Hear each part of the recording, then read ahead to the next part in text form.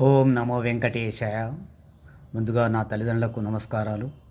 అలాగే పరీక్షకు వెళ్ళే వారికి పరీక్షలో ఏ విధంగా మనం మంచి ర్యాంకు సాధించాలంటే కొన్ని సూచనలు గమనించాలి. మనం తెల్లవారితే పరీక్ష అనగా రాత్రి చాలాసేపు మెలకువగా వండుకుంటూ చదువుకోకుండా 9:30 వరకల్లా తొందరగా పెందలాడే పడుకోవాలి. ఉదయం 4:30కు లేవాలి. లేచిన తర్వాత పుస్తకాన్ని ఏదైతే పరీక్ష ఉందో ఆ పరీక్షకు సంబంధించినటువంటి పుస్తకాన్ని కాసేపు అలా తిరగేయాలి. అంతేగాని పూర్తిగా దాని మీద లీనమైపోకూడదు. తర్వాత మన పరీక్షా సెంటర్ ఎంత దూరం ఉందో గమనించుకోవాలి. అలాగే పెన్ను, పెన్సిల్, హాల్ టికెట్ ఇవన్నీ కూడా స్కేలు ఇంకేమో అవసరం పడుతుందో పరీక్ష హాల్లో వాటన్నిటిని కూడా ముందుగానే రాత్రి సిద్ధం చేసుకొని పెట్టుకుంటే ఉదయం లేవగానే మీరు పరీక్ష హాల్కి వెళ్ళేటప్పుడు ఏదైతే పర్సులు పెట్టుకుంటారో అది తీసుకొని వెళితే సరిపోతుంది.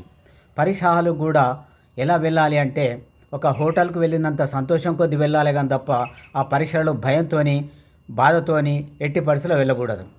వెళ్ళిన తర్వాత అక్కడ మీ సీట్ ఏదో కూర్చున్నాక మీకు ఇన్విజిలేటర్ వచ్చేసి ప్రశ్నపత్రం, జవాబుపత్రాలు ఇచ్చిన తర్వాత వాటిని ప్రశ్నపత్రాన్ని చూసే ముందు ఒకసారి మీకు ఇష్టమైనటువంటి మీ అమ్మా నాన్నను ఒకసారి తలుచుకోండి, లేదా మీకు ఇష్టమైన దైవాన్ని తలుచుకొని ఊపిరి గట్టిగా ఒక 2 క్షణాలు అటు ఇటు ఊపిరి పీల్చుకొని గాలి వదిలేయండి.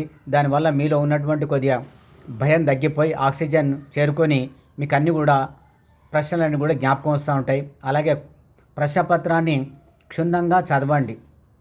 చదివిన తర్వాత ఏవైతే మీకు బాగా వస్తాయో అది మొట్టమొదటగా రాసే ప్రయత్నం చేయండి.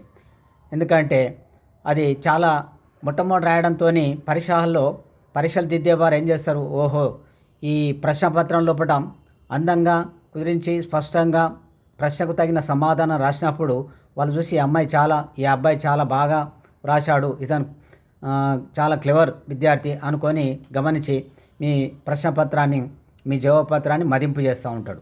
కనుక మీరు రాసే ముందట ఏదైతే రాస్తున్నారో అవి ఒక్కొక్కటి చూజ్ చేసుకుంటూ, అంటే హోటల్కి పోతే ఏదైతే నీకు ఇష్టమైనది ఉంటుందో ఆర్డర్ ఇస్తావో అలాగే ఇదిని కూడా ఆ విధంగా ఆర్డర్ ఇచ్చుకుంటూ రాసుకుంటూ మంచిగా స్పష్టంగా అక్షరాలు దూరం ఉండాలి. ఒక పదానికి దూరం ఉండి పరీక్ష ఎవరైతే దిద్దటం జరుగుతుందో వారికి అర్థమయ్యే విధంగా ఉండాలి. అంతేగాని తప్ప మనం రాశామా అయిపోయిందా అని కాకుండా కుదిరించి స్పష్టంగా అన్నిటికీ ట్రిక్కులు పెట్టుకొని అయిపోయిన తర్వాత సమయాన్ని చూసుకొని ఆ సమయం ప్రకారంగా అన్ని ప్రశ్నలు పూర్తి చేశానా లేదా, జవాబులు అన్ని ప్రశ్నలకు రాశానా లేదా అని గమనించి ఆ తర్వాత పరీక్షా పత్రాన్ని ఒకసారి పరిశీలన చేసుకొని ఇంకేమైనా అవకాశం ఉంటే ఎక్స్ట్రా ప్రశ్నలు కూడా రాసే అవకాశం ఉంటే పూర్తి చేయండి. పూర్తి చేసి దాన్ని అంతా కూడా మరోసారి చూసుకొని వాటన్నిటిని కూడా మన ఆ ఇన్విజిలేటర్కి ఇచ్చేయడం వల్ల మనకు పూర్తి అయిపోతుంది. కనుక పరీక్షా హాల్కు వెళ్ళినప్పటి నుంచెల్లే మీరు సంతోషం కొద్ది ఉండాలి. భయంతో ఉంటే మర్చిపోతారు. కనుక ఈ విషయాన్ని గమనించి జాగ్రత్త వహించి రేపు పరీక్షలు అందరూ కూడా విజయం సాధించాలని మనసారా కోరుకుంటున్నాను.